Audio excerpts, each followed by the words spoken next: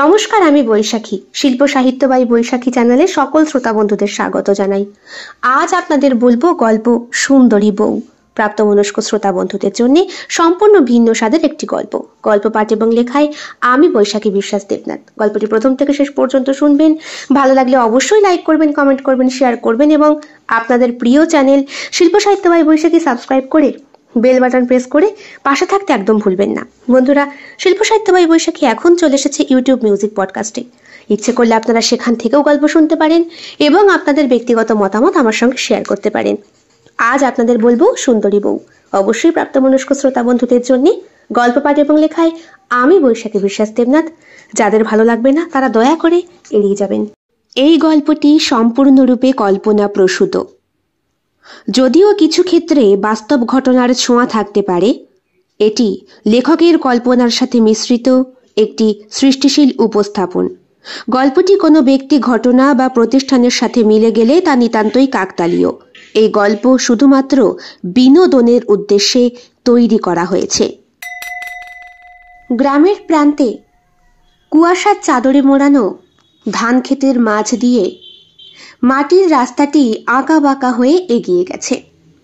গ্রামের বাড়িগুলোর চালের ওপর শিশির বিন্দু, বাতাসে শিউলি ফুলের মিষ্টি ঘ্রাণ। কানাই লাঙল কাঁধে রমেশকে জিজ্ঞেস করল, ও রমেশ, কই যাচ্ছিস এত সকালে? রমেশ একটু হাসি দিয়ে বলে, আজ তো গরুর হাট, ভেবেছিলাম লালু আর কালুকে নিয়ে যাব, যদি ভালো দাম পাই। আগ্রহ নিয়ে কানাই বলে, সত্যি? শুনলাম এবার হাটে নাকি অনেক বড় বড় ব্যবসায়ী আসবে, তবে দেখিস দামাদামিতে পিছিয়ে যাস না। রমেশ হেসে বলে, আরে তুই তো জানিস আমার কথার জাদুতে তো বাজার জমে ওঠে। দুইজনেই হাঁটতে হাঁটতে গ্রামের পথ ধরে এগিয়ে যায়। বটতলা কিছু ছেলে লাটিম খেলছে, বৃদ্ধরা পাতা বিছিয়ে তাস খেলায় মগ্ন। পাশেই পুকুরে কয়েকজন মহিলা ঘাটে বসে কথা বলছেন। মাধবী হাঁড়ি মাজতে মাজতে বলে, শুনলি তো শ্যামলীর মেয়ে এবার শহরের কলেজে ভর্তি হয়েছে? রূপা চমকে বলে, তাই নাকি? বড় হওয়ার স্বপ্ন তো অনেকেরই থাকে দিদি, কিন্তু সুযোগ কজনের জোটে বলো দিকি? মাধবী বলে, হ্যাঁ গো, শ্যামলীও তো কষ্ট করেছে। তার স্বামী বছর খানেক হলো কলকাতায় কাজ করে, মেয়ের পড়াশোনার জন্য তো সবই ত্যাগ করলো। তাহলে বট গাছের ছায়ায় কথোপকথন। সন্ধ্যা নেমে আসে, মাটির প্রদীপে আলোর রেখা, দূর থেকে শাঁখের শব্দ শোনা যায়। রমেশ অনেকক্ষণ আগেই ফিরে এসেছে হাট থেকে। কানাই আসে, গোয়াল ঘরে বসে বলে, রমেশ, আজকের হাটে কেমন দাম পেলি? হাটে তো সবাই বড় ব্যবসায়ী গো, আমার গরুর দাম নিয়ে এত মিছে কথা বলল, শেষমেশ যতটা আশা করেছিলাম ততটা আর পেলাম না। কানাই কাঁধে হাত রেখে বলে, মন খারাপ করিস নে ভাই, আমাদের এই গ্রামের মানুষরা তো সব সময় একে অপরের পাশেই থাকে, দেখবি তোর দিন একদিন ফিরবেই। রমেশের চোখে জল আসে। হ্যাঁ কানাই, তোর এই কথাগুলোই তো বাঁচার ভরসা। এই গ্রাম, এ মাটি, আমাদের শ্যাকর তো এখানেই না। কথা বলে চুপ হয়ে যায় ওরা। রমেশের ঘর থেকে ওর 16 বছর বয়সী কচি মেয়েটা বলে, বাবা, ভাত বেড়েছি, খেয়ে যাও। হ্যাঁ রে রমেশ, সকাল সকাল রান্না বান্না সেরে নিয়েছে তোর মেয়ে, খেয়ে দিয়ে শুয়ে পড়বি? হ্যাঁ, শরীরটা ভালো নেই বেশ কদিন। তোর মেয়েকে তো অনেকদিন দেখি না। কানাই উত্তর করে। কানাই গ্রামে থাকে না, যদিও বাপ ঠাকুরদার জমি জামা আছে বিস্তর। বড়দা, মেজদা ওরা সবাই দেখভাল করে। কানাই ছোট, একটু আধটু পড়াশোনাও জানে, তাই গ্রামের বাইরে শহরে সে যুগালি খাটতে যায়। ওই কিসব টেন্ডার ফেন্ডারে কাজ করে। কাজ মিটে গেলে 9 মাস 6 মাস অন্তর গ্রামে ফিরে আসে। কানাই গ্রামে যখন ফিরে আসে তখন তার চোখে গ্রামের আমূল পরিবর্তনটা চট জলদি ধরা পড়ে। গত বছর অর্থাৎ 9 মাস আগে যখন কানাই এই গ্রাম ছেড়ে গিয়েছিল, তখন গ্রামে সবই ছিল কাঁচা রাস্তা। জমিদারের দৌলতে এখন মোটামুটি টুকটাক পাকা রাস্তা হয়েছে। পানা পুকুরগুলো ডুবিয়ে দিয়েছে জমিদার, সেখানে কি সব মল টল যেন হবে। গ্রামের মানুষ এইসব ব্যাপারে খুব একটা নাক গলায় না, তবে রমেশের জমির এক অংশ নাকি সেইখানে চলে গিয়েছে। কানাই এসেই জানতে পারে জমিদার মশাই রমেশকে খুব মারধর করেছিল। রমেশের বউটা মরেছে মেয়েটাকে জন্ম দেবার পরপরই। একা হাতে মেয়েকে বড় করছে রমেশ। গ্রামের আর 5টা মেয়ের 14 বছর বয়সের মধ্যেই বিয়ের বাজনা বেজে যায়। জমিদারের বড় মেয়েরও তাই হয়েছে। সে এখন অনেক দূরে থাকে, অথচ রমেশ দাঁতে দাঁত চেপে মেয়েকে এখনো নিজের কাছেই আগলে রেখেছে। তার ইচ্ছে মেয়েকে অনেক বড় ব্যারিস্টার বানাবে। পোয়াতি বউটা নাকি সেই স্বপ্নই দেখত। রমেশের বউ চাপা কলি, এ গ্রামের মেয়ে নয়, পূব গ্রামের মেয়ে। ওখান থেকে রমেশ ওকে 60 টাকা দিয়ে বিয়ে করে নিয়ে এসেছিল। বউ যখন পোয়াতি হলো তখন দুঃখ করে বলেছিল, জানো তো, জন্মের পরে কোনোদিন নিজের বাপকে কাছে পাইনি। আমার মায়ের মুখে শুনেছি আমার বাপের হাতের কাজ নাকি খুব ভালো ছিল, দর্জির দোকানও ছিল, কিন্তু আমার বাপটাকে ওরা চক্রান্ত করে মেরে ফেললে।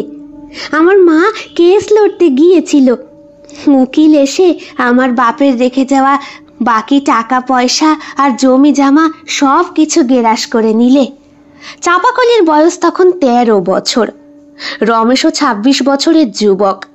রক্ত গরম, তাই প্রথম মাসেই সন্তান সম্ভবা হয়ে গিয়েছিল চাপা। জন্ম দিতে গিয়ে মারা যাওয়াটা খুবই স্বাভাবিক ব্যাপার, কারণ তার শরীরের তখনও অনেক কিছুই ভালোভাবে প্রস্ফুটিত হয়নি। মেয়েকে বুকে আগলে ধরে স্বপ্ন দেখেছিল রমেশ, কিন্তু মেয়েটা ডাগর ডোগর হয়েছে, সুন্দরী হয়েছে, নামও তার সুন্দরী। নাকে নলক দুলিয়ে ভাতের থালাটা হাতে নিয়েই বারান্দায় এসে দাঁড়ায় সে। কানাই তাকিয়ে থাকে সুন্দরীর দিকে। কানাইয়ের বয়স 40 ছুঁই ছুঁই, বিয়ে করেনি আজ পর্যন্ত। কানাঘুষো শোনা যায়, শহরে নাকি একটা বউ ছিল তার, এই গ্রামে আর আনতে পারেনি। তার আগেই কলেরায় বউ মারা গেছে। এরপরে কানাই গ্রামের কাউকেই পছন্দ করেনি বিয়ে করার জন্য। জিজ্ঞেস করলেই বলতো, আমার রক্তে বিষ আছে, যাকে আমি বিয়ে করব সেই মরবে, তাই আর বিয়ে থাওয়ার দিকে যাই না। কানাই হাঁ করে তাকিয়ে থাকে রমেশের ডাগর ডোগর কালো পানা সুন্দরী মেয়েটির দিকে। মেয়েটার চোখ দুটো পটল ছেঁড়া, মুখটা পানের মতো, দেখতে কালো কিন্তু খুবই সুন্দর মুখশ্রী। মাথায় এক রাশ ঘন কালো কোকড়ানো চুল, পরনে তার একটা ছাপ আর কোনো রকম শাড়ি, সেটা কোমরে আঁচল গুঁজেছে, পায়ে রূপোর মল পরা। ও বাবা, খেতে এসো, তোমায় খেতে দিয়ে আমি খেয়ে রাত জেগে পড়বো, সামনে আমার পরীক্ষা। তা এবার কোন ক্লাস দেবে? মাধ্যমিক দেব, বলল মেয়েটি। কানাই দেখল মুক্ত ঝরা দাঁতে হাসি। রমেশ বলে, তুই খেয়ে নে, আমি পরে খাচ্ছি। না না, খাওয়ার পরে তোমার ওষুধ আছে না, আমি সেটা দিয়ে তারপরে বসবো। দেখেছ কানাই, মেয়ে মুখে মুখে তর্ক করতে শিখেছে। আমি শুনলাম গ্রামে এসে শ্যামলীর মেয়েটাও নাকি এবার কি একটা পাশ ফাঁস দেবে। আমরা তো আর অত ভালো পড়াশোনা করিনি। হ্যাঁ, আমিও শুনলাম শ্যামলীর মেয়েটা এবার কলেজে ভর্তি হয়েছে শহরে। হবে নাই বা কেন, পড়াশোনায় বিস্তর ভালো।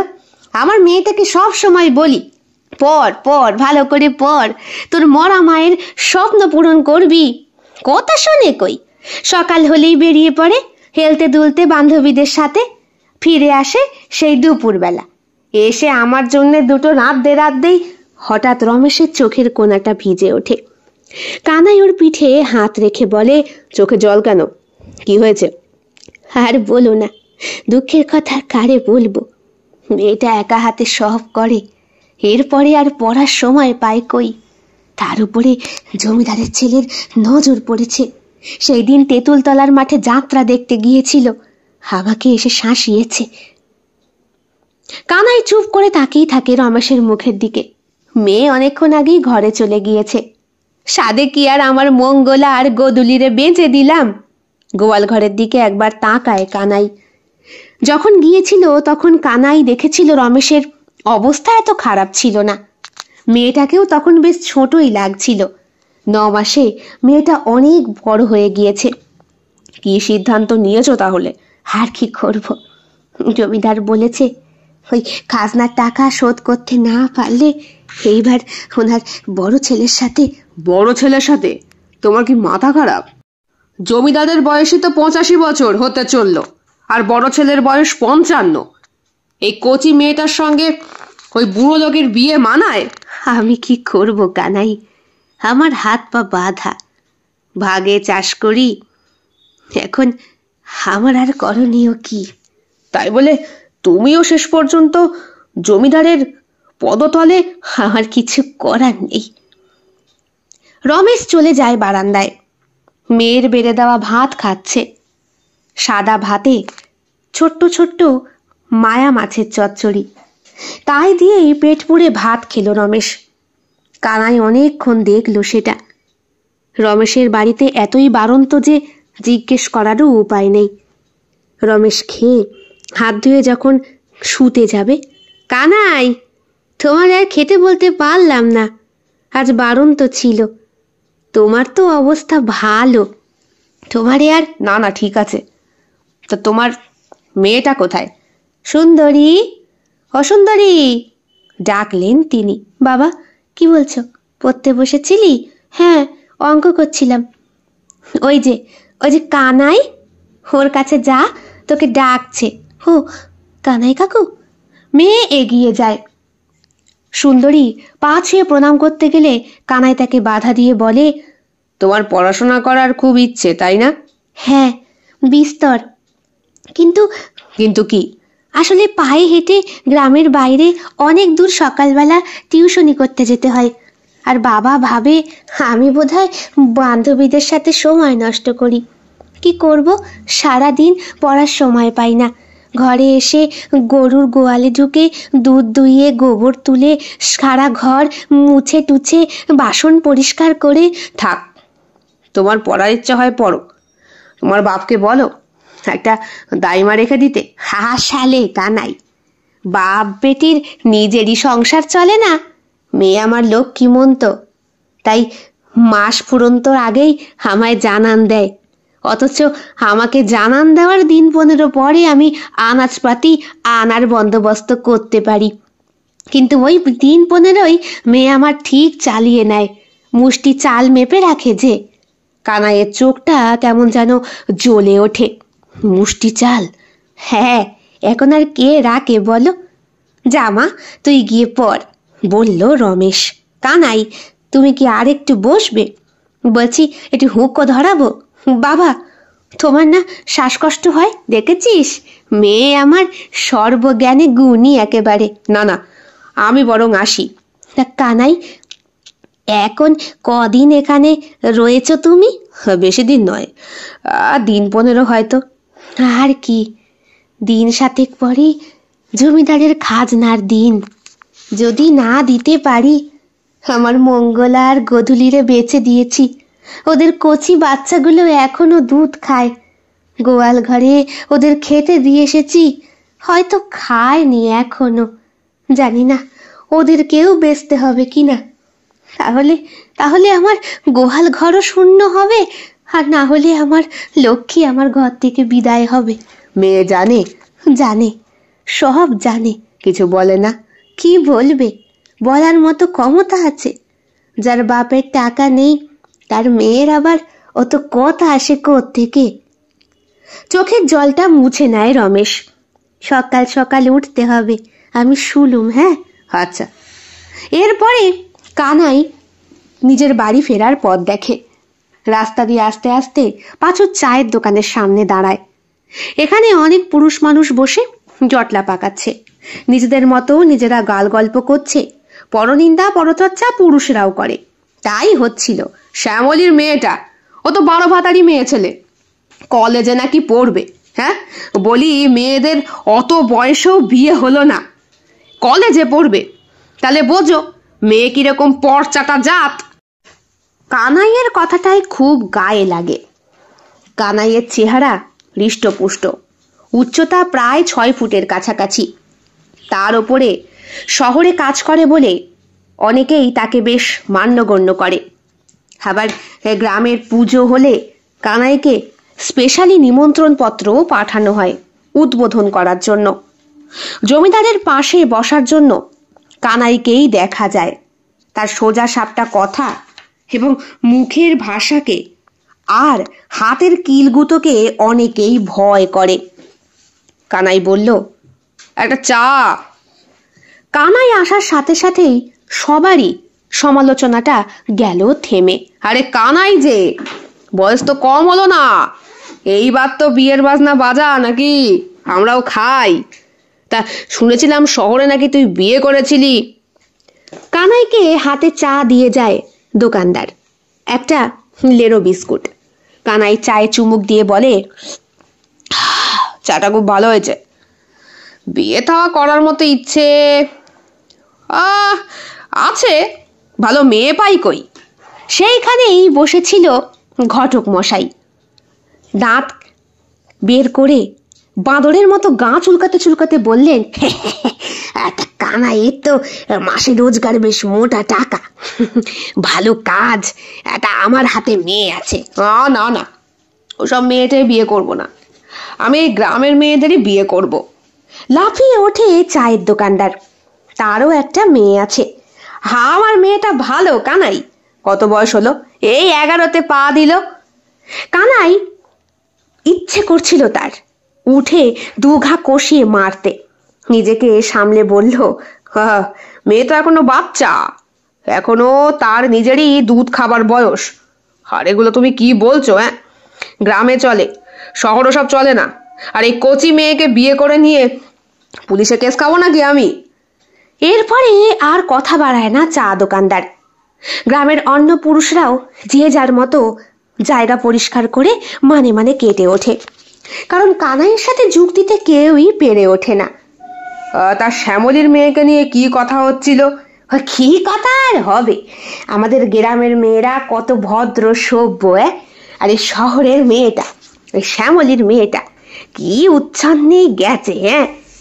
তুই গ্রামের স্কুল পর্যন্তই ঠিক ছিল, এরপরে শহরের স্কুলে ভর্তি হলে রোজ ট্রেনে করে যেত, এখন শুনছি কি সব হোস্টেলে ফোস্টেলে থেকে ওই মেয়ে নাকি পড়াশোনা করবে, কলেজে পড়বে। সে তো ভালো কথা, তাতে তোমাদের অসুবিধে কোথায়? শ্যামলীর বর বা শ্যামলী তো তোমাদের কাছে হাত পেকে ভিক্ষে চাইছে না মেয়েকে পড়ানোর জন্য, নিজেদের তাগিদে পড়াচ্ছে। আর তোমরা কি বোঝো মেয়েদের পড়াশোনার গুরুত্বটা? এই কথা বলার পরে আর সাজে না কানাইয়ের সামনে বসে তর্ক করা, নিতান্তই ফালতু কথা হবে, কারণ এর সঙ্গে যুক্তিতে যাওয়া যাবে না। আমি বরং বাড়ি যাই, শরীরটাও ম্যাচ ম্যাচ করছে, একটু ঘুম দিতে হবে। তাছাড়া সবাই তো বাতি নিভিয়ে শুয়েই পড়েছে, শহরে এখন সবে সন্ধে নামে। কানাই চলে গেল। বেটার কত দিমাগে, বললাম আমার মেয়েটার কথা। চায়ের দোকানদারের স্ত্রী বললেন, গায়ে লাগলো না? বলি মিনসে তোকে আর কে বিয়ে করবে? বয়স তো একেবারে শেষ হয়ে গেল, সবকিছু পেকে তালতলায় চলে গেল। কথা শুনে হেসে ওঠে আর কয়েকজন, যারা অবশিষ্ট ছিল চায়ের দোকানে। এরপরে তাদেরও কথা শেষ হয় এবং যে যার বাড়ি ফিরে আসে। রাত্রে কানাই বাড়ি ফিরে আসার পর তার বৃদ্ধ মা তাকে বললেন, সারাদিন টোটো করে ঘুরে বেড়াস বাবা, এইবার তোর পায়ে আমি বেড়ি দেব, এবার একটা বিয়ে থা কর, আমার জন্য একটা বৌমা রেখে যা, না হলে তোর ঘরের জন্য তুই মা লক্ষ্মীকে সঙ্গে করেই নিয়ে যা, একা একা সারা জীবন থাকা যায়? মা, তুমি অন্তত আমাকে এইসব কথা থেকে একটু রেহাই দাও। বিয়ে তো করেছিলাম, সে আর থাকলো কই? খুব ভালো বাসতাম, ভেবেছিলাম তোমাদেরকে বিয়ে করে এনে দেখিয়ে অবাক করে দেব। সেই সুযোগের আগেই বিয়ের মাস ঘুরতে না ঘুরতেই তারই শুধু কেন কলেরা হলো বলো দেখি মা?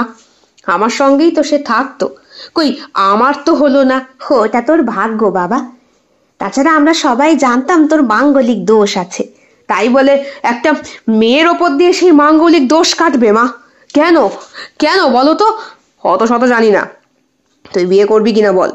বরদা বললেন। কেন, তাতে তোর কোন আপত্তি? না, সবার বিয়ে হয়ে গেছে, সবার সংসার গোছানো হয়ে গেছে। এখন আমার ঘরেও 3টে বাচ্চা, মেজোর ঘরেও, তোর ঘরই খালি। তা দাদা, তোর ইচ্ছা হলে তুই আরো বাচ্চা কাচ্চা নে, আমাকে কেন সংসারে ফেলছিস? দেখেছো মা, দেখেছো? আমি ওর দাদা হয়ে ওর ভালো চাই। থাক বাবা, ছাড় না। ও বরাবরই বাইরে থাকা ছেলে, গ্রামে ওকে ছোট থেকেই আটকে রাখতে পারিনি। ও যেটা ভালো বোঝে ওর মতোই করে। তাহলে আর কি, থাকলো সেসব কথা। তবে নিজের ভাগের জমিটা এবার বুঝে নে। তোর জমি দেখাশোনার দায়িত্ব আমাদেরকে আর দিস নে। হ্যাঁ, কি আমাদেরও বয়স হচ্ছে, ছেলেপুলে নিয়ে সংসার। মায়ের শরীর বছরে বেশিরভাগ দিনই থাকে অসুস্থ, তোর বৌদিরা পেরে ওঠে না। তাই বলছিলি বিয়ে করে একটা দাসী রেখে যেতে? ভাই ভাই আরেকটু হলেই ঝগড়াটা বেঁধেই যেত।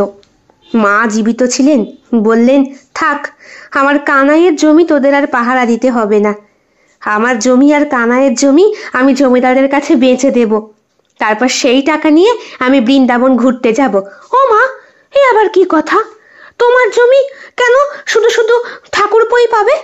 তোমাকে এত বছর আমরা দেখাশোনা করেছি, খাইয়েছি, পড়েছি, চিকিৎসা করেছি, তার জন্য আমাদের বুঝি কোনো দাবি নেই? বা বৌদি বাহ, ভালো কথা বললে। দেখো, যা বলেছি ঠিকই বলেছি। তুমি থাকো কদিন ঠাকুরপো, আমাদেরকেই দেখতে হয়।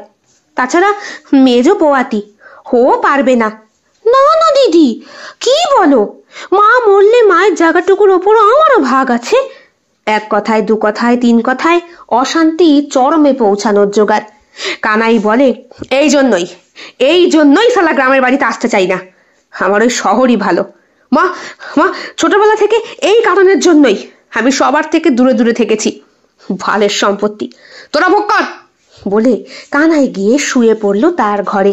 কানাই, দরজা খোল বাবা, তুই না খেলে আমি কি করে খাবো বলতো?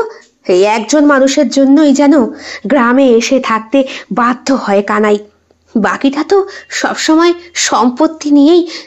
আবার মনে পড়ল কানাইয়ের রমেশের সেই ছোট মেয়েটার কথা। রমেশও তো সম্পত্তির জ্বালাতেই জর্জরিত হয়ে কচি মেয়েটাকে বিয়ের বন্দোবস্ত করছে। রাত একটু গাঢ় হতেই কানাই দরজা খোলে। দরজা খুলতেই প্রতিদিনের মতো আজও মা দুয়ারের গোড়ায় বসেই ঘুমোচ্ছে। হালকা হালকা ঠান্ডা হাওয়ায় কেঁপে কেঁপে উঠছে মাটা। কানাই ঘর থেকে চাদর এনে মায়ের গায়ে দিয়ে বলে, তুমি খাওনি? কি করে খাই বলতো বাবা, তোকে তো পেটে ধরেছি। যতদিন শহরে থাকিস ততদিন মর্জি মতো চলিস, এখন গ্রামে রয়েছিস, আমি কি করে তোকে না দিয়ে নিজে খাই বল দেখি? কথাটা শুনতেই কানাইয়ের চোখটা জলে ভরে ওঠে।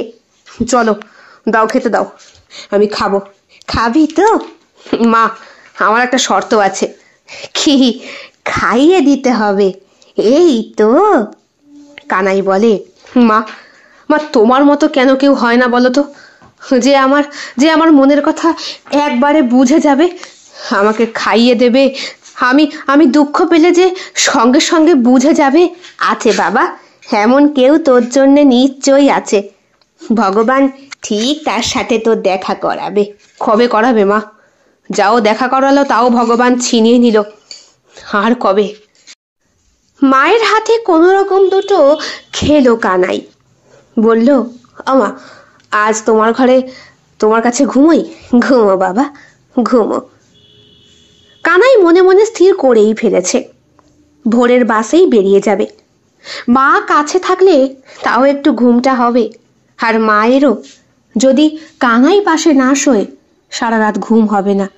কারণ প্রতিবারই কানাই যখন যায় মাকে জানিয়ে যেতে পারে না, আর এই অশান্তি মাথায় পুইয়েই নিতে হয়। ভোর হয়েছে। মোবাইলে অ্যালার্ম দেওয়া ছিল, ছোট্ট একটা পাতি মোবাইল। আস্তে আস্তে শব্দ বাজতেই কানাই উঠে পড়ে, হাত মুখ ধুয়ে তৈরি হয়ে নেয় সবার দৃষ্টির আড়ালে। ব্যাগপত্র কোনো রকম গুছিয়ে ভোরের বাসটাতেই শহরের দিকে রওনা দেবে কানাই। তাই পথ ছেড়ে বেরিয়েছে। বেরোনোর আগে প্রণাম করে এসেছে মাকে। ভোরের বাসটা গ্রামের একেবারে শেষে গিয়ে দাঁড়ায়। ঘড়ির দিকে তাকিয়ে দেখল কানাই, তখনও সম্পূর্ণ ভোর হয়নি। সূর্যের আলো এখনো ফোটেনি। জমির আলের মাঝে হেঁটে হেঁটে যাচ্ছে কানাই। এই গ্রাম তার খুব প্রিয় ছিল, কিন্তু ওই 15 বছর বয়সে যখন জমি জায়গার অশান্তি নিয়ে বর্দার সঙ্গে বাবার মারামারি বেঁধে গেল, তখনই কানাই মনে মনে স্থির করে ফেলেছিল নিজেরটা নিজেই গুছিয়ে নেবে, কারোর ওপর নির্ভর থাকবে না। সেই কানাইয়ের ব্যাংক ব্যালেন্স এখন যথেষ্ট ভালো। শহরে একটা বাড়ি আছে। কোন এক ঠিকাদারের কাজ করতে গিয়ে তার বিশ্বাস অর্জন করার পরই ওই বাড়ি সে পেয়ে গিয়েছিল একেবারে স্বল্প মূল্যে। ওই লোকও কন্ট্রাক্টেই কানাইদের মতো শ্রমিকদের নিয়ে কাজ করাতো। বিয়ে থাওয়া করেননি, তাই সন্তানাদিও ছিল না। কানাই ওনার বিশ্বস্ত একজন উপযুক্ত ব্যক্তি হয়ে উঠেছিল। সেই শহরের বাড়িতেই একা থাকতেই ভালোবাসে কানাই। নিজেও এখন অনেক কর্মচারীকে কাজে লাগায়। বাসটা এসে থামতেই কানাই উঠে পড়ে। আর কিছু চিন্তা করার সময় নেই। এইবার যে যাচ্ছে আর আসবে না, এমনই ইচ্ছে নিয়ে কানাই বাসে উঠেছিল। ঠিক তখনই চোখটা আটকে গেল পাশের সিটে বসে থাকা রমেশের দিকে তাকিয়ে। এ কি রমেশ, তুমি এত ভোরে? কানাই, চলে যাচ্ছ? হ্যাঁ, আমি তো এরকমই, আসি আর যাই। আবার কবে আসবে? সে তো জানি না কানাই। তা তুমি এত ভোর ভোর? তোমার জমি তো এদিকে নয়। তাহলে? বাড়িতে আর টিকতে পারছি না কানাই। ওই টাকা দিয়ে কি আর মেয়েটাকে বাঁচিয়ে রাখতে পারবো? সে তো জমিদাররা গ্রাসই করবে। তাই বলে তুমি মেয়েটাকে বাড়িতে একা রেখে? ছি ছি ছি, এ তুমি একদম ঠিক করনি রমেশ। তোমার মেয়ের কচি বয়স, বলা যায় যদি কেউ এসে, সে তো এমনিও আমার চোখের সামনেই আমার মেয়েকে ওরা যা করবে আমার জানা। তুমি বাপ হয়ে আটকাবে না? বাপ হওয়া পাপ কানাই, বাপ হওয়া পাপ। রমেশের চোখ থেকে জল পড়ে। তোমার হাতে কি? আমার বউয়ের রেখে যাওয়া কয়েকটা গয়না। শহরে বেচে দেখি যদি কিছু। বাসটা তখনও ছাড়েনি। কানাই বলে, নামো। হ্যাঁ নামো, গয়না আমি কিনবো, নামো। সত্যি তুমি কিনবে? হ্যাঁ, আমি কিনবো। তোমার মেয়ের মানে জমিদারের খাজনার দিন যেন কবে? খাজনার দিন তো সে দিন 7 পর, কিন্তু টাকা আমি দেব। তাহলে বিনিময়ে তোমার মেয়েকে দাও। রমেশের চোখটা স্তব্ধ হয়ে যায়। দপ করে জ্বলে ওঠে ভেতরকার আগুন। কানাইকে ধাক্কা দিয়ে সরিয়ে বলে, এগুলো তুমি কি বলছো কানাই? আমি আমি মেয়েকে তোমার কাছে বেচে দেব? বেচা ছাড়া আর কি করছো তুমি? বাপ হয়ে নিজের মেয়েকে আটকে রাখতে পারছো না। স্ত্রীর রেখে যাওয়া সামান্য কটা গয়না বিক্রি করছো, গৃহস্থের গরু বিক্রি করছো, এইবার তো মেয়ে বিক্রি করে তুমি জমির টাকা শোধ করবে। কানাইয়ের কথার ওপরে রমেশ উচ্চবাচ্য করতে পারে না। বাস থেকে নেমে পড়ে। ভোরের আলো তখন ফুটেছে। কানাই বসে রয়েছে রমেশের উঠোনের দুয়ারে, একটা ছোট্ট মাদুরের মধ্যে। একটা মোড়া রয়েছে সামনে, তার ওপরেই রয়েছে কানাইয়ের ব্যাগ থেকে বের করা টাকার বান্ডিলগুলো। গুনে নাও, এই যে গয়না যা দিয়েছ তাতে এ যথেষ্ট। মেয়েকে ডেকে দাও। এত সকালবেলা? হ্যাঁ, আমি আর গ্রামের লোকজনকে জানিয়ে যেতে চাই না। আর এই যে আরো কিছু টাকা সাথে রইল। তোমার দলিলপত্র যা দেখলাম তার থেকে অনেক বেশি। মেয়ের সাথে তুমি আর কোনো সম্পর্ক রাখতে পারবে না। মেয়ে তখন সবে ঘুম থেকে উঠেছে। তবে বাপ যে এই সিদ্ধান্ত নেবে মেয়ে সেটা জানত। গত পরশু যখন পড়তে যাচ্ছিল আরতির সাথে, তখন আরতি বলেছিল, শুনলাম দিন 7 পর নাকি তোর বিয়ে। আমার বিয়ে? কে বললে তোকে? সামনে আমার পরীক্ষা চুলোয় যাক, শুনলাম তো তোর বিয়ে। কেন, রমেশ কাকাকে দেখলাম তো জমিদারের বাড়ি থেকে বেরোতে। উনিই তো বলছিলেন দিন 7 পরে খাজনা না দিতে পারলে জমিদারের বড় ছেলে ওই বুড়ো হাবলাটার সঙ্গে তোর নাকি বিয়ে। যাক, বিয়ে তো হবে, গ্রামে কতদিন বিয়ে খাই না। তা হ্যাঁ রে, পোলাও হবে তো, আর মাংস। চোখটা ভিজে উঠেছিল ওর। বাবা, বাবা আমায় বেচে দেবে তাহলে? জানি নে বাবু, তবে আমার বাপের কাছেও জমিদারের অনেক খাজনা ছিল। আমার বাপ মায়ের গয়না বেচে শোধ করে দিয়েছে, তোর বাপ এবার তোকে বেচে শোধ করবে। তাছাড়া বয়স তো আর আমাদের কম হলো না।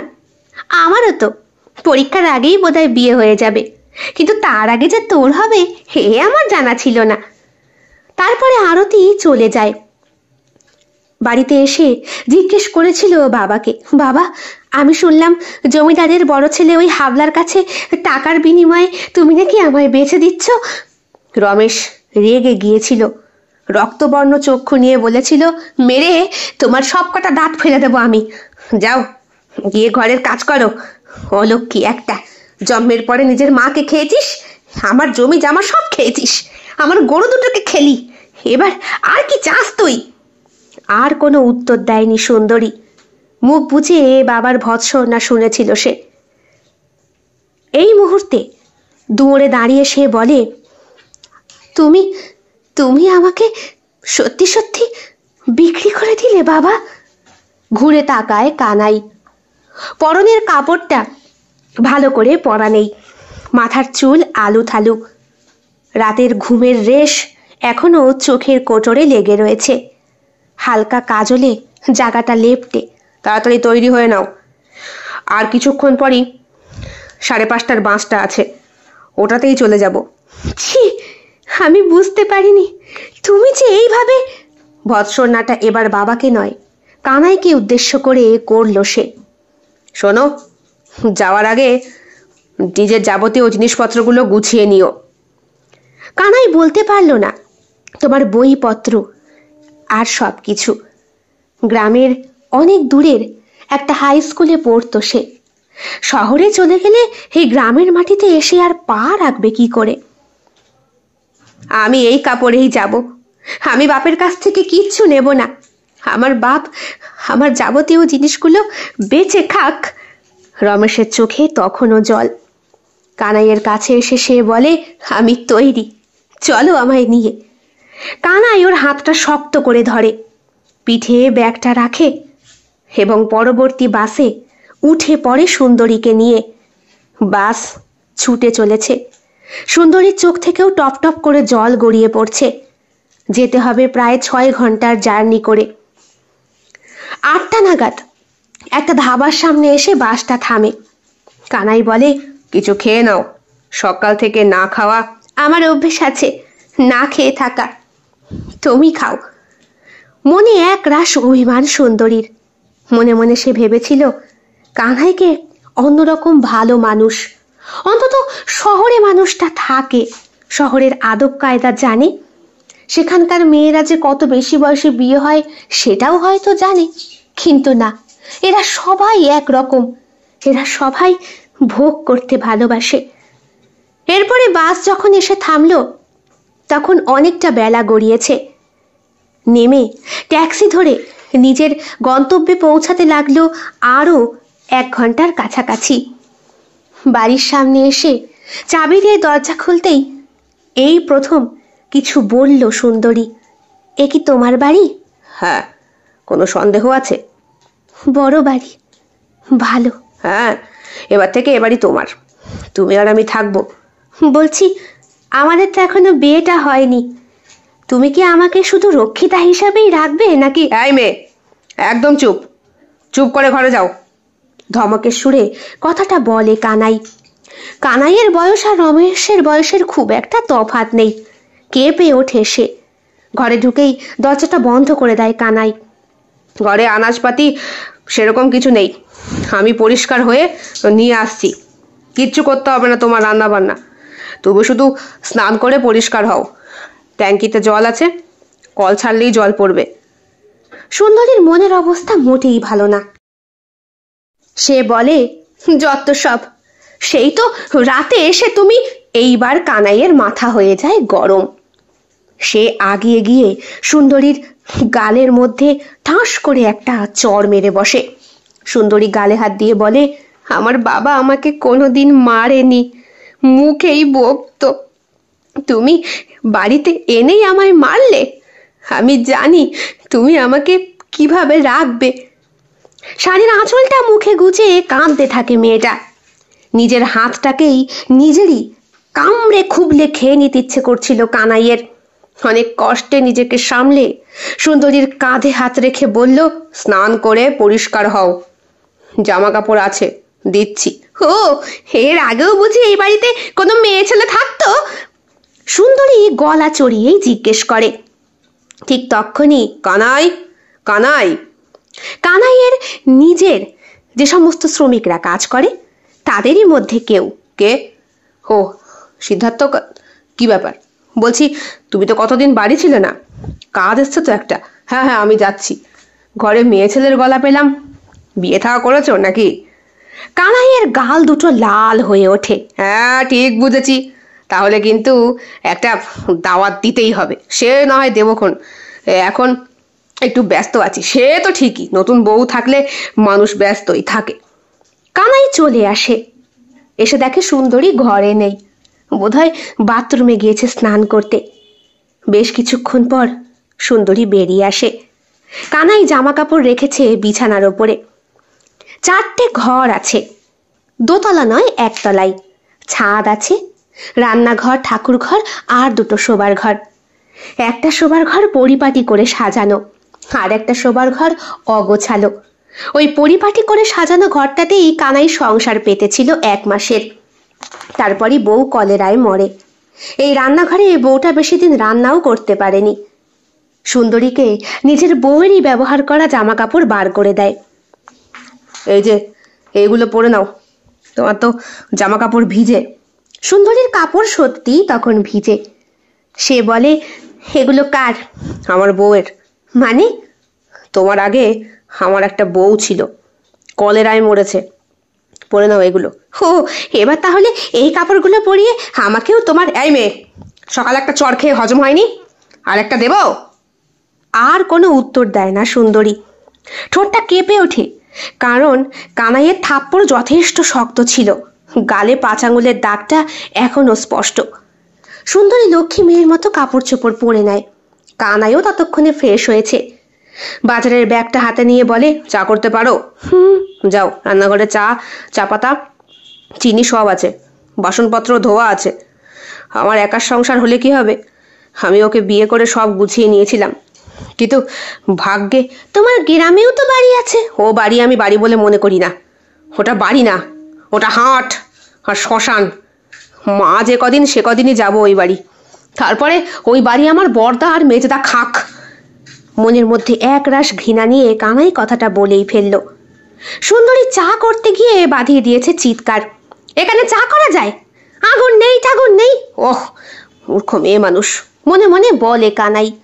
গ্রামে তখনও গ্যাসের আগুন গিয়ে পৌঁছায়নি, তাই ওই গ্যাস কি জিনিস এইটা বোঝাতে একটু বেগ পেতে হয়। তারপরে সুন্দরী শিখে যায়, বেশিক্ষণ সময় লাগে না। চায়ে চুমুক দিয়ে কানাই বলে, চাটা ভালো হয়েছে। তুমি দরজা বন্ধ করে দিয়ে বসবে, কেউ এলে বলবে কানাই বাড়িতে নেই। ও মা, বরের নাম কেউ মুখে নাই? আমি তোমার বর, বিয়ে করেছি না। মানে তাহলে আমি কি বলবো? যা বলে ডেকেছো আমায় তাই বলবে। হ্যাঁ, কানাই কাকু বলবো?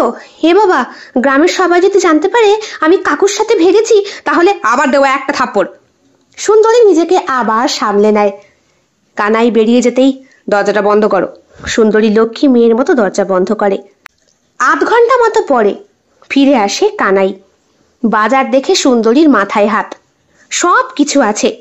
কানাই ভ্যানে করে নিয়ে এসেছে চাল, ডাল, তেল, নুন, আনাজপাতি, আরও কত কিছু আছে। বড় বড় 2টো ইলিশ মাছ।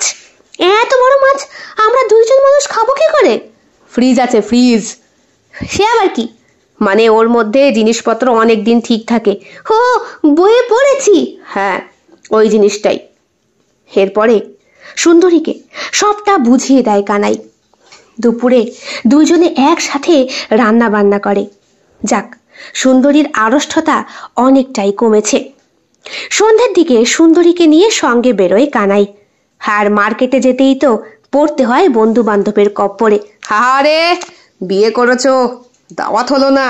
নমস্কার বৌদি। সুন্দরী হাসে কাপড়টা মুখে দিয়ে। হ্যাঁ হ্যাঁ, চলো চলো।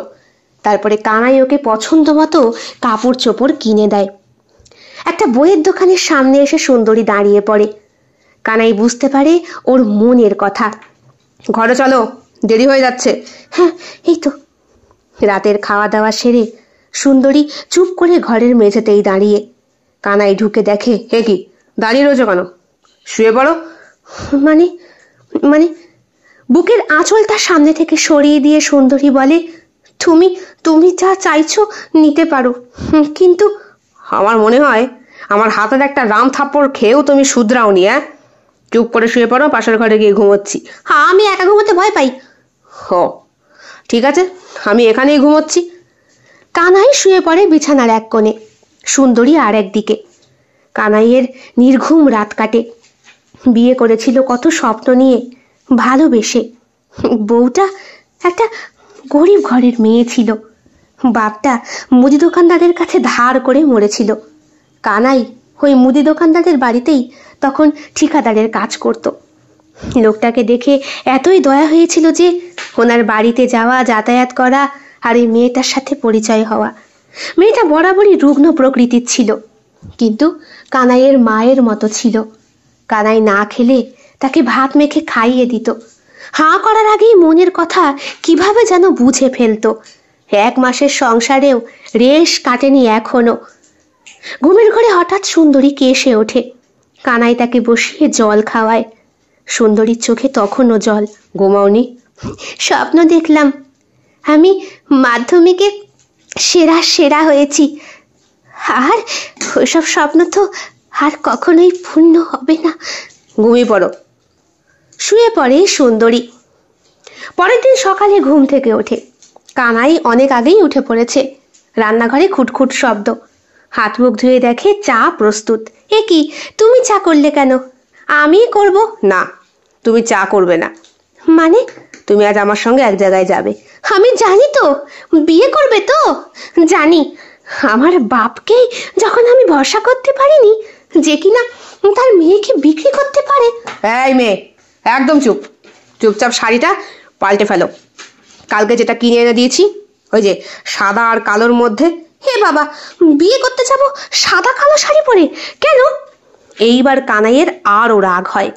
ওর মুখের সামনে আগিয়ে গিয়ে ওর থুতনি দুটো হাত দিয়ে চেপে ধরে বলে, যেটা বলছি সেটা শুনতে হবে এখানে থাকতে গেলে, নাহলে কিন্তু তুলে আবার এই গ্রামে রেখে দিয়ে আসবো। ওই বুড়ো হাবলা জমিদারের ছেলেটা ইচ্ছা মতো ভোগ করবে, ভাল লাগবে? কানাইকে খামচি দিয়ে ধর এসে। না না, তার থেকে অনেক ভালো, অনেক ভালো বলে সুন্দরী। এরপরে সে কানাইয়ের বলা কথা মতোই কাপড় চোপড়টা গায়ে জড়িয়ে নেয়। কানাই ওকে নিয়ে একটা টোটোয় ওঠে। টোটোওয়ালাকে বলে, তারামঙ্গল বিদ্যাপীঠ চলো। কোথায়? তোমার জানতে হবে না। চুপচাপ ওদের গাড়ি এগোতে শুরু করে।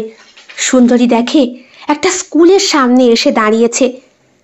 গেট পেরিয়ে ভেতরে ঢুকতেই কানাই বলে, আমি হেড ম্যাডামের সঙ্গে দেখা করতে চাই। গিয়ে বলো কানাই দাস এসেছে। হেড ম্যাডাম সাদরে কানাইকে ঘরে বসালেন। নমস্কার কানাই বাবু, আপনার কৃতিত্ব তো আমার জীবনে কম নয়। আমার মেয়েটা সেই দিন চাপা পড়ে মরেই যাচ্ছিল, ভাগ্যিস আপনি উদ্ধার করলেন। আরে ম্যাডাম, এটা আমার কর্তব্য। বলছি ম্যাডাম, একটা কাজ করতে হবে। সঙ্গে এটা কে কানাই বাবু? কানাই চুপ, সুন্দরীও চুপ। আমার এক আত্মীয়া। হো, কি করতে হবে? আসলে ওর বাবা মা কেউই নেই, থেকেও নেই। ও পড়াশোনা করতে চায়। এই কত অবধি পড়েছো? 9, মাধ্যমিক দিতাম এবার। ও, মাধ্যমিকের তো এখনো টেস্টও হয়নি শুরু। তা ও কি এখানে অ্যাডমিশন নিতে এসছে? হ্যাঁ। তা তোমার আগের রেজাল্ট ওই সব তো কিছু আনতে পারেনি ম্যাডাম। আপনি কোনো বন্দোবস্ত? ঠিক আছে, ও তাহলে স্কুলের ঠিকানাটা আমাকে জানিয়ে দিক, আমি সব বন্দোবস্ত করে নিচ্ছি। আচ্ছা, তোমার গ্রামের নামটা? গ্রামের নাম শুনে উনি বললেন, হো ভালোই হলো, ওখানে আমার এক আত্মীয় চাকরি করে, যাবতীয় ডকুমেন্ট নিতে আমার অসুবিধে নেই। তা মাধ্যমিক তো দেবে, স্কুল মিস করলে তো চলবে না। তুমি কিন্তু আগামীকাল থেকেই চলে এসো। ধরে নাও তুমি ভর্তি হয়ে গিয়েছো, এই যে এইখানে একটা সই করতে হবে। গার্জিয়ান হিসাবে কানাই সেখানে সই করে, আর পরিচয়ের ওখানে তো আর ওয়াইফ লেখা যায় না। কি লিখবে বুঝতে পারে না কানাই। সুন্দরী চলে আসে বাড়িতে, মনে এক রাশ আনন্দ। বাড়ি আসার পর কানাইকে প্রণাম করে সে। কানাই সবে দরজায় তালা বন্ধ করে পেছন ঘুরে দাঁড়িয়েছে। একি প্রণাম করলে কেন? চোখের সামনে দেবতাকে দেখলাম, তাই। কে দেবতা? তুমি আমার দেবতা। সবসময় ঠাকুরকে ডেকেছি এমন একজনকে পাঠাও যে কিনা আমার মনের কথা বোঝে। আচ্ছা, আমি মাধ্যমিক পাশ করে তারপর তোমায় বিয়ে করব। আমি বিয়ে করতে বলেছি? না, তুমি আমায় পড়াবে, আমার স্বপ্ন। তোমার স্বপ্ন তুমি পূরণ করবে। তোমার মা চেয়েছিল তুমি একজন বড় উকিল হও, সেটাই হবে। কেমন? ঠিক আছে, তাই হবে। খুব খুশি হয় সুন্দরী। মাধ্যমিক পরীক্ষা দেখতে দেখতে কেটে যায়। এই কদিনে দুজনের মধ্যে একটা সুন্দর সম্পর্ক তৈরি হয়েছে। এই সম্পর্কের কোনো নাম নেই, অথচ কানাই সেবার যখন জ্বরে পড়ল, সুন্দরীর পরীক্ষা সবে শেষ হয়েছে। ওয়েদার চেঞ্জ, এই সময় সবার শরীর খারাপ করে। কানাইকে শাসন করে ভাত মেখে খাইয়ে দিত সুন্দরী, আর সুন্দরীর ভেতরেই হয়তো কানাই খুঁজে পেয়েছিল তার মাকে। উচ্চ মাধ্যমিক পরীক্ষাও কোনো রকম বাধা ছাড়াই হয়ে যায়। রেজাল্ট আউটের পরে সুন্দরী বলে, আমি কলেজে পড়ব।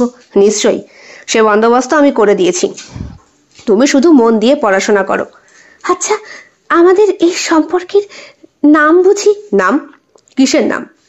তুমি যেমন আমাকে প্রয়োজনে লাগাচ্ছ, আমিও তেমনি তোমাকে প্রয়োজনে লাগাচ্ছি। এই যে তুমি রান্না বান্না করো, আমার জন্য ঘর গুছিয়ে রাখো, এটাও তো একটা কাজ, তাই না? আমার না বাবার কথা খুব মনে পড়ে। রমেশের খোঁজ আমি নিয়েছি, সে ভালো আছে, সুস্থ আছে, আর জমিদারের কাছ থেকে তার সমস্ত জমি জামা সে নিয়ে নিয়েছে। আমার কথা? আমার কথা? তোমার কথাও বলেছি। তুমি পড়াশোনা করছো শুনে সে খুব খুশি। একটু কি গ্রামে যাওয়া যায় না? ঠিক আছে, ওই জমিদারের বড় ছেলেটা, ও কিন্তু এখনো হাপিত্তেশ করে মরে সুন্দরীর জন্য। তুমি যদি চাও। না না না, আমার এই ভালো, এই ভালো বলে সুন্দরী আবার খামচে ধরে কানাইকে। সেবার গ্র্যাজুয়েশনের রেজাল্ট আউটের কিছুদিন আগে কানাইয়ের কাছে একটা চিঠি আসে, সুন্দরীর হাতেই পড়ে। এখানে কানাই দাসের বাড়ি?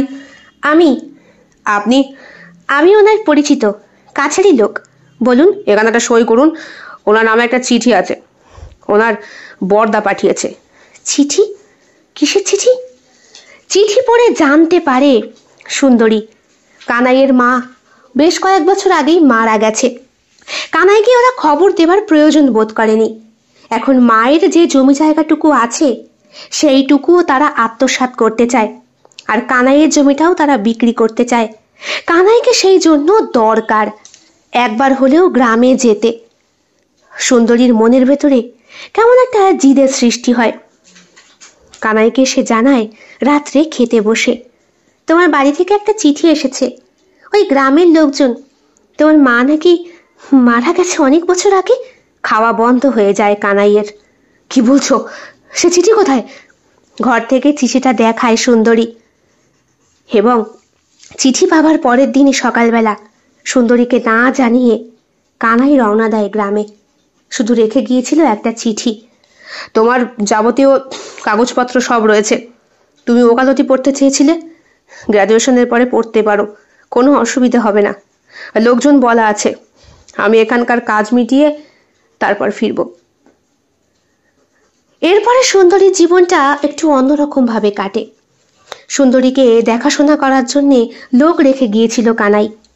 টাকা কিভাবে আসতো সুন্দরী জানে না, কিন্তু কানাইয়ের অর্থ এতটাই ছিল যে সুন্দরীর কোনোদিন অভাব হয়নি।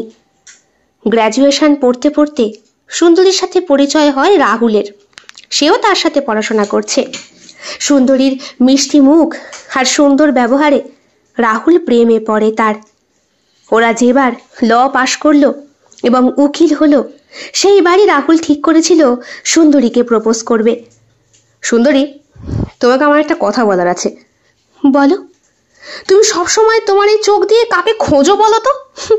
যেন মনে হয় তুমি অদৃশ্য কোনো মানুষকে খুঁজে বেড়াচ্ছ। সুন্দরী হেসে বলে, না না, তেমন কিছু না। আচ্ছা, বাড়িতে তোমার মাসি আছে তো? মাসি অর্থাৎ যেই মহিলাকে রেখে গিয়েছিল কানাই? হ্যাঁ আছে। কেন? তোমার মাসি তো তোমার মেন গার্জিয়ান, তাই না? কেন বলো তো? না, আমরা ওকালতি পাশ করে গিয়েছি, আমরা এখন উকিল, প্র্যাকটিস করব, ভালো ইনকাম হবে আমাদের। আমি তোমায় ভালোবাসি এবং বিয়েটাও করতে চাই। চুপ করে তাকিয়েছিল সুন্দরী ওর মুখের দিকে। হাঁ করে কি দেখছো? আমি তোমাকে ভুল করছি বললাম নাকি? না তোমার আমাকে পছন্দ নেই? সুন্দরী ওর হাতটা ধরে বলে, রাহুল, তার আগে আমার একটা কাজ আছে। আমাদের তো প্র্যাকটিস করতে হবে, তাই না? আমরা তো পাশ করেছি, আমরা এখন কেস স্টাডি করতে পারবো। হ্যাঁ, মানে চট করে তো এক্ষুনি প্র্যাকটিস করা যাবে না। আমরা সবে পাশ করেছি, এরপরে বার কাউন্সিল পরীক্ষায় উত্তীর্ণ হতে হবে, এনরোলমেন্ট সার্টিফিকেট নিতে হবে, সিনিয়র আইনজীবীর সাথে ইন্টার্নশিপ করতে হবে, আদালতে প্র্যাকটিস করতে হবে, তারপর না হয়। তাও মেরে কেটে আমাদের তো 4 বছর এমনিই লাগলো, 5 বছরের অনার্স কোর্স আর 3 বছর গ্র্যাজুয়েশন করার পর, মোট 3 থেকে 4 বছর। বার কাউন্সিল 6 মাস থেকে 1 বছর, সার্টিফিকেট করতেও ওই রকমই। টোটাল তো বোধহয় 5-7 বছর ইন্টার্নশিপ সহ। সময় তো লাগবেই। লাগুক, যত সময় লাগে লাগুক। আমার জন্য যদি কেউ নিজের সারা জীবনটাই লাগাতে পারে, তাহলে তুমি কি বলছো? কি বলতে চাইছো? আচ্ছা, একটা কেস। কেস? কিসের কেস? বেশ ক বছর আগে কানাই দাস নামে একজন গ্রাম থেকে নিখোঁজ হয়েছে। গ্রাম মানে? মানে যেই গ্রামে আমার বাড়ি। আমাকে আমার বাবা চিঠি পাঠিয়েছিল, তা পড়ে আমি জানতে পারি কানাই নাকি ওর বর্দাকে খুন করেছে নিজের হাতে। তারপর থেকে কানাই জেলে। আমি জানি সে অমন করতেই পারে না, সে অমন মানুষই নয়, অথচ তার জন্য কেউ লড়েনি, এমনকি সে নিজেই কোনো উকিল রাখেনি। তোমার তার সাথে সম্পর্কটা কি? স্বামী, আমার স্বামী। আচ্ছা রাহুল, শাঁখা সিঁদুর না পড়ে বুঝি বিয়ে হয় না? বিয়েটা তো মনের মিলন, তাই না? তাতে সমাজকে দেখানোর মধ্যে তো কোনো বাধ্যবাধকতা নেই। গোত্রে তোলার মতো মন্ত্রের দরকার হয় না, যেখানে মনের টান। রাহুল ঢোক গিলে বলে, তুমি বিবাহিত? অনেক বছর আগে, মাধ্যমিকেরও আগে। হয়তো শাখা নেই, সিঁদুর নেই, কিন্তু মানুষটা আমায় ভরসা করে রাহুল। আমি কথা দিচ্ছি, সেই মানুষটা যদি অস্বীকার করে আমাকে স্ত্রী হিসাবে, তাহলে আমি তোমায় বিয়ে করব। রাহুল বলে, বেশ, তোমার গ্রামে তুমি যেতে চাও, তাই তো? হ্যাঁ, মানুষটাকে বাঁচাতেই হবে রাহুল। আমার জীবনে তার কৃতিত্ব অনেক। জানি না সে আজ কেমন আছে, কতটা ভালো আছে। সামনাসামনি তাকে দেখে আমি ঠিক কি অবস্থায় পড়ব তাও জানি না। শুধু এটুকুই জানি, সে আমার স্বামী আর আমি তার সুন্দরী বউ। কেমন লেগেছে আজকের গল্প? কমেন্ট বক্সে কমেন্ট করতে একদম ভুলবেন না। ভালো লেগে থাকলে অবশ্যই লাইক করবেন, কমেন্ট করবেন, শেয়ার করবেন এবং আপনাদের প্রিয় চ্যানেল শিল্প সাহিত্য বাই বৈশাখী সাবস্ক্রাইব করে বেল বাটন প্রেস করে পাশে থাকতে একদম ভুলবেন না বন্ধুরা। দেখা হবে খুব শিগগিরই আগামীকাল সম্পূর্ণ নতুন একটি ভিন্ন স্বাদের গল্পের সঙ্গে। আপনাদের সকলের উপস্থিতি একান্তভাবে কামনা করি। সকলে খুব ভালো থাকবেন, সুস্থ থাকবেন এবং একইভাবে সাহায্য এবং সহযোগিতার হাত বাড়িয়ে দেবেন। সবাই ভালো থাকবেন। শুভরাত্রি।